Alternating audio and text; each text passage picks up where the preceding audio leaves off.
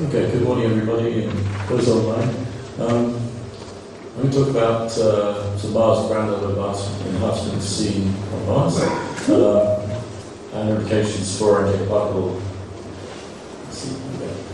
transport in the Heliosphere. This is work done mainly by Eric Posner. I'm bringing borrowed his slides and just reorganised them a bit, so it's the first time I've given this talk these slides, so I'm my way through them. This is a paper with Eric, myself and Gareth Seitland from Leidos and NASA Johnson Space Flight Centre, and it's a paper we've just had accepted in Solar Physics. It might have even appeared online, I'm not too sure, but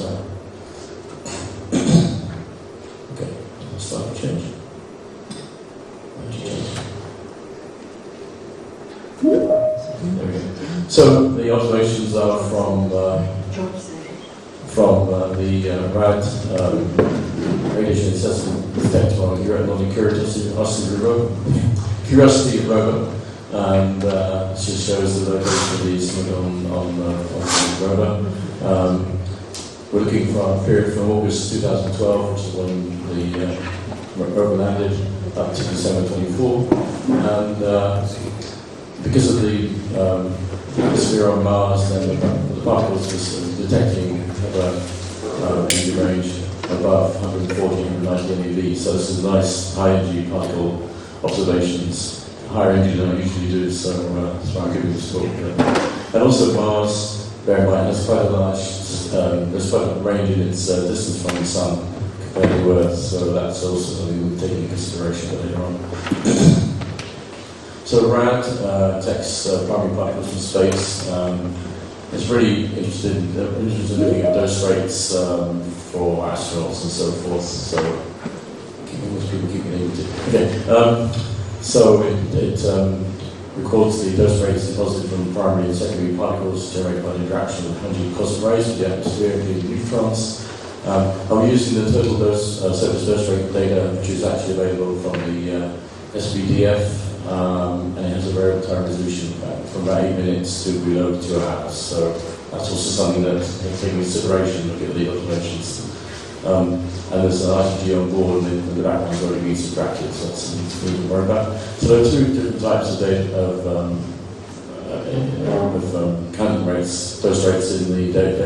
One is from the solid state digit B, and it responds from to charged particles. And there's a plastic scintillator, E, and it's more of tissue equivalent dose, and it has a high cross-section for neutrons and sensitive to both charged and nutrient ionization radiation. And it's much deeper in the instrument, and it's partly shielded by a scintillator, so it tends to respond to slightly higher energy particles than B. In fact, the ratio between B and E can tell us something about the spectrum, which I'm going to go into here. This is the first event we saw in April 2013, and it's rather interesting. Here's the observations from Mars to the D&E detectors, and Mars, Earth is here, Mars is right on the outside of the Sun, and we know this flare associated with this event occurred right on the front side. Here it is, and we saw it very clearly as the SDO. But it's a very nice case where the particles are getting all the way around to Mars on the other side on the far side of the Sun. If you look at the connection, actually, it's only about 90 degrees away from the flare, so perhaps it's not too surprising that we're seeing particles. But anyway, this is we see at Mars, and then the stereo beam was over here, and it sort of went very nicely. And Earth was here, this is F-in, I think. Okay, plotted here. So, and also stereo A was way over here. We've get to 180 degrees, but there's actually a very slow event to the stereo. So this is Mars ground level event, GLE, is clearly a widespread, also a widespread SCP event, and that's going to be a general result that these Mars ground events are all associated with widespread SCP events. This is a table from the paper. I won't go through all these events, but these are 19 events that we identified and some of their characteristics, so I won't go through the table now, but it's all in the paper when it appears.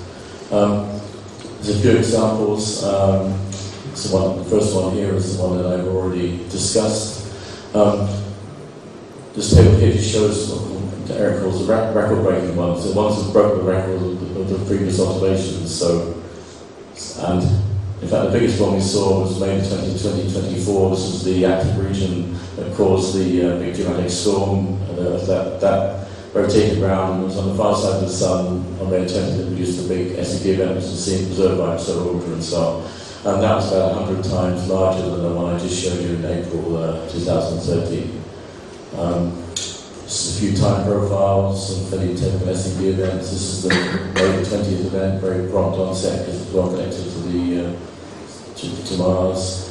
And Eric points out that it's a 4,900% increase over the G-cell background, but it was still only about 4% of the radiation sickness threshold. So even if you're on Mars, an astronaut on Mars with this big GLE event, we don't get a minimal radiation dose. So his conclusion is that probably don't need to worry about resistive events. So then we compared with other events. So I have a list of 25 million radiant events with 25 million protons, and there are about 20 to 30 times as many of those as there are Mars GLEs. And all of these 19, as mentioned before, are seen as widespread events that solar stereo AMB and solar orbital when it was active. So that's again a conclusion from our study that these are all very wide events. Do not surprise. And there are also 5 GLEs to Earth in this period, and 3 of those were also seen at Mars: September 10, 2017, October 21, and November 21 of 24. So the ratio of Mars GLEs to GLEs is sort of around about 4 to 1. And they all have type 3 radio emission. So, Eric tried to relate this to a previous study we did published last year when Eric he talked about as many meetings that we would have seen before, but he put a lot of 25 SEP events, so 25 new proton events on a sort of clock. So the Earth's down here, and then you divide in the sort of the azimuth into a clock.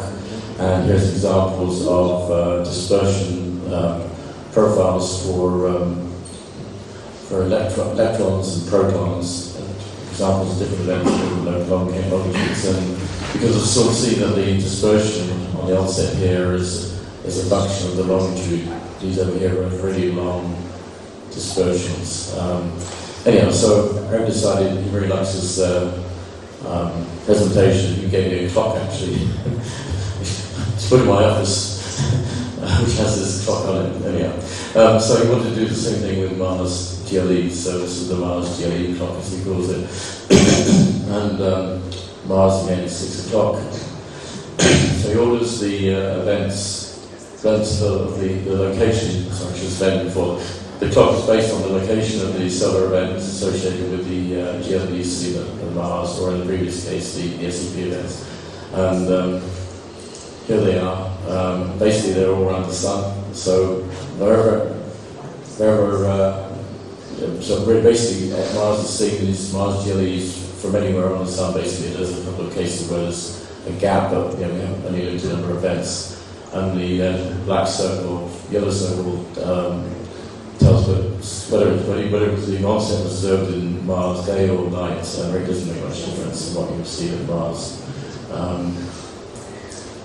So any solar source can cause longitude, can cause GLE, and most of course originate from the region around the Sun's west limb view from Mars. This one's over here, and second ray event was also seen by as a gamma ray event by Parker solar probe and so on. So that's an interesting event to study.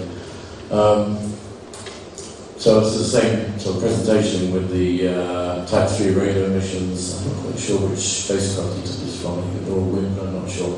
But anyways, this point, basically, we're going to compare the onset time of the type 3 and the onset time of the Mars GLE, and these arrows sort of give you some idea of the delay.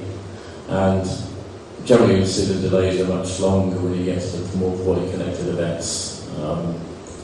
That's basically the bottom line of this figure here. But they all have type 3s, that's maybe some type 2s in here, but common features type 3s. So specific connection.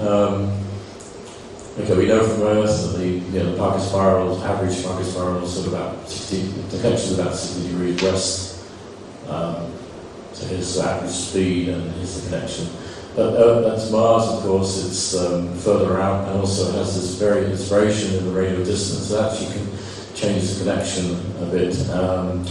And also, when we looked at solar wind speeds from Maven, and for whatever reason, the sample we had more slow solar wind in than the average at Earth. So that, I think it's just we're taking different periods and so on. Yeah. So we looked at the likelihood at which different speeds would occur along the EU and Mars, and also looking at the connection points. And the bottom line here is all these bold ones here when the connection is behind the western relative to Mars. So it's been proposed that you put a spacecraft at Mars in L1, and you can sort of monitor what's happening on the Sun that's relevant to Mars. But Eric's point here is that for quite a lot of time, the connection point is going to be way behind. It's going to be behind the west limb, so you still won't see the solar events that could be reducing SCP events, well-connected SCP events at Mars. So it's a bit skeptical that the Mars L1 is going to solve all the problems in terms of monitoring space weather at Mars. Okay, so this is where the interpretation of the events, again, based on the clock paper, so I'm trying to explain what's going on here. Okay, so this is just a model from Nicholas Beeson. Eric's point is that if you're well connected to, got a field that's well connected to the solar source, field that has a certain length, but if you assume that the source is an expanding shock, and you connect to a field line, there'll be a delay, and also the field line, the distance between the cold point when the field line touches the shock and the Earth, or Moon, this is the case for Earth, but the point is that the field line between the point on the shock and the spacecraft location is reduced when you're connecting further for a poorer connection to the solar event. So you get a long field line here, and a shorter field line as the shock comes out, and you make connections. So his argument is that you should see something like for a well-connected event, you're basically seeing dispersion that's due to the length of the field line. But if you're connecting to a shock, then you're going to get a delay as the shock gets out to your field line, and you'll then get a shorter ND dispersion because the path length between the point on the shock and the observer is shorter. So the field line is shorter here than it is over here. So his argument is that if you've got shock, if your particle transport due to expanding shock, then you're going to get a shorter dispersion for poorly connected events. That's because the path length here is getting shorter. And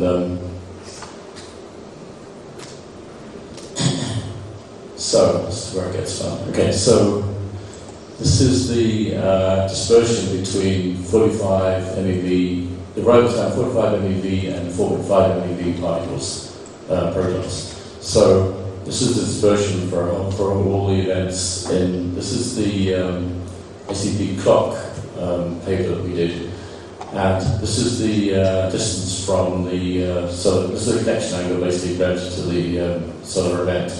And Eric's argument is, based on what I showed you just now, that the dispersion between the particles of 45 and 4.5 MeV should decrease with connection angle if you're connecting to an expanding shock, because the path length is getting shorter. But that's clearly not what we see. We see the dispersion getting larger as the connection angle gets poorer. So Eric's argument is that the expanding shock isn't causing the transport, it's due to cross-field diffusion. I'm not quite sure this is just a simplistic idea, but I mean, according to that simple model that Eric has, this is the wrong dependence for a shock, expanding shock causing transport. So in terms of doing the large GLEs, we can't really do the same dispersions because we haven't got the data to look at the onset for different energies. So we're using the onset delay of between the type 3 and the onset of the Mars GLE as a proxy for the energy dispersion.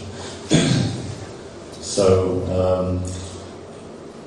okay, so this is the, okay, so we've got several events here that are from the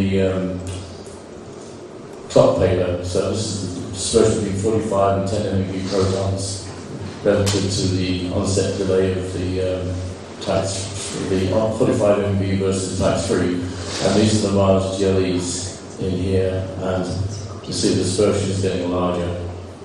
So again, this tends to go Clarified argument, the shock is not causing the transport, it's the diffusion. And really the same argument here is we're seeing this increase in delay dispersion for the Mars GLEs. Okay, so let me see. I'm trying to understand these figures. Okay, yeah. So this again is this is the Mars onset delay relative to the type 3 versus the connection angle relative to the solar eruption. Again, you see the onset delay is getting larger, dispersion is getting the dispersion is getting larger as with larger connection angles. So again, that Eric's pointing out that this again is more consistent with diffusion rather than expanding shock. And same thing with the peak delay of the particles, they're increasing with the connection angle. And also, it points out we can look at, there's a correlation between the onset delay of the Mars GLE relative to the type 3 and the peak delay to the peak of the Mars GLE. We've sort of seen this actually for lower energy protons as well. The onset delay and the peak delay are actually correlated. And so you got this little formula here which tells us if you do spaceport, you might be equivalent to warm astronauts when the peak intensity is going to be at the particle event, and this is a little formula you can get derived from these observations, which gives you the peak delay of the event relative to the onset relative to the type 3. So that may be useful for if you've got astronauts on Mars. So anyhow, so Eric's conclusion, which may or may not agree with it, is that particle cross-diffusion diffusion is a major role in these Mars GLE events. Any source location on the Sun can cause a Mars GLE. You say due to cross-field diffusion, it doesn't agree that it's due to expanding shock. There's actually, I haven't really discussed this, there's actually a lack of anisotropy at Mars. I think maybe some reservoir effect, particles were getting stored in. I didn't really go into that. But each Mars GLE has been observed as a widespread event of 25 protons seen at various spacecraft. So in principle, you could see if there's a GLE on Mars and you've astronauts there, you can actually see that event at other locations in the heliosphere. So you would say that these hydrogen particles are accelerated in the corona. He would say there's no shock arrival Mars GLEs. So I don't really agree with that, but anyway, that's the conclusion of this. And it's actually agree. The systematic dependencies on the dispersion of the magnetic connection itself. And then he suggests looking at Parker and he gives the idea that this cross-field diffusion occurs near the Sun, maybe related to these supercaps and so forth. And I read that's the main point anyway. So his conclusion is that these Mars GLEs are dominated by cross-field diffusion. Shocks are not really playing a role. So that was our Mars GLE paper. As I say, it's going to appear in solar physics. Then we'll be there and check along the way. But pretty soon, to try to understand more about this. Okay. Thank you. Do we have a second microphone somewhere? Okay, good. That's right. So, please. Yeah. Maybe some questions in the room.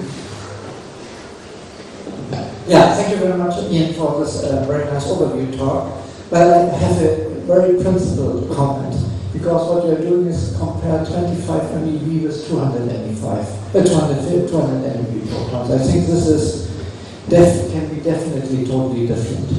And I think you're totally right with this nonsense about the shock accelerating in interplanetary space, because you should have seen things with Helios, you should have seen things with Solar Orbiter at 200 MeV. You might see it at 10, 20 MeV, but you don't see them at all at 200 MeV. So this is simply nonsense. So I agree very much. There's this idea, have you looked into this of chemolite? Because these fields are wandering, so which happens to be very efficient at the close to the sun. Have you looked into this? Not really. I mean, we did the previous paper we had to do Strauss and did a bit of modelling, just showing you can, diffuse. Talking about diffusing models that have no shocks in them, but diffusion can quite efficiently carry the particles around. So the previous paper had some comments from D2R on that, so on modelling and so on. But we haven't, certainly we haven't looked at all the different options and so on. Timo's work out. So, and another question: how do you get the connectivity, the solar wind speed for Mars when Raven is not there? How do you get this? I mean, your clock relies very much on the solar wind speed. It's in the table, but I think most of the events we have Maven speed. If we didn't, there were a couple of cases where we didn't. I can't remember how we did that now. But generally we had the Maven speed and it's probably going to change the connection a huge amount. But And the other thing is, because you really mentioned the difference in transport between Earth and Mars and Sun and Earth. Have you looked or tried to look into the MHD modeling, how this might change, because there might be CRRs and things around? Yeah, no, we didn't go into that. So there was a talk by John Linker at EGU this year, and the new MHD models with the time-dependent solutions, they show that connectivity can be totally disrupted. Okay. So you can have magnetically connected things by 180 degrees and stuff like that. I think this influences our SCP models a lot. Okay. I'm always skeptical of the MHD models because they're all different. We must probably never know what the field line connection is, what the actual answer is. So we get models that have a weird answer, weird results, but we have nothing to compare them with. Perhaps looking at the polarity of the field. So I think obviously I'm always a bit skeptical about people say, NL gives you the right field correlation. I think it's just a model, and I'm a bit skeptical. Just a comment. I think one needs to be careful as to where the measurement is being taken. So if you're in a Heliosphere current sheet, there are many reasons to think that indeed you would get very complex connectivity due to the continual ejection of flux flows high up in the atmosphere.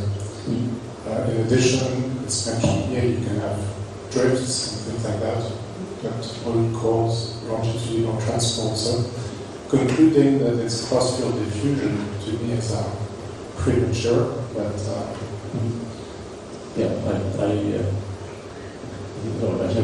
simple picture. I agree. It's a lot more. In order to continue on Alex's comment, I think first of all, the MHD model, you don't have to believe what is the connectivity towards it, but it tells you if there's a lot of disturbance around. So if it's, you definitely see the CIRs, and these things are not too bad. But CIRs, I think, are doing a lot because of reservoir effects and this kind of stuff. So they can do really quite a lot. And the other point is, I think Nina did a very nice study on this multi-spacecraft events using anisotropies, because with anisotropies you can do much more than just saying this is cross-field diffusion, because the anisotropy tells you if cross-field diffusion must be there, then you have to be no anisotropy at all. But if you have the injection close to the sun, and the particle it is an average along the path, then you will get anisotropy. So I think this might be really important. Yeah, I mean, you look at the sort of day and night side, and you can see, when Mars is rotating, of course, and you can get some idea of whether there's anisotropy or not. You don't really see the Mars variation, the Durham variation in the intensity, so conclusion is probably more isotropic. Yeah. Yeah, thanks. Rami has a question. Yes. So, Rami, you have a question? You want to speak? More like a comment. So Bernd raised a good point about anisotropies. I would formulate it a little bit differently. So I would say that the anisotropies tell you whether you have cross-field diffusion in the corona, whether it could be occurring in the interplanetary medium. Because if you have cross-field diffusion low in the corona, like Harry seems to propose, it would actually yield anisotropic conditions also, because the focusing is still there. It's only when you have far away from the sun, so that your particles are entering your field line relatively far from the sun, that you don't see the anisotropic phase. Yeah. Well, we could do a good anisotropy on measurements as well with the all-spinning spacecraft. It's really nice to do that, but I just, unfortunately, stabilized spacecraft, we just, a bit limited on what we do around anisotropy. Yeah, we did a whole lot of work with the EPT and isotory, and so I mean, anisotropy is fascinating during these events, but just, unfortunately, we can't do it now. Okay, thank you very much. I think there's also the process by Timo also may conserve the anisotropy, which is also close to the sun. So it doesn't have to be right in the corona, it has to be close to the sun. Yeah, I agree.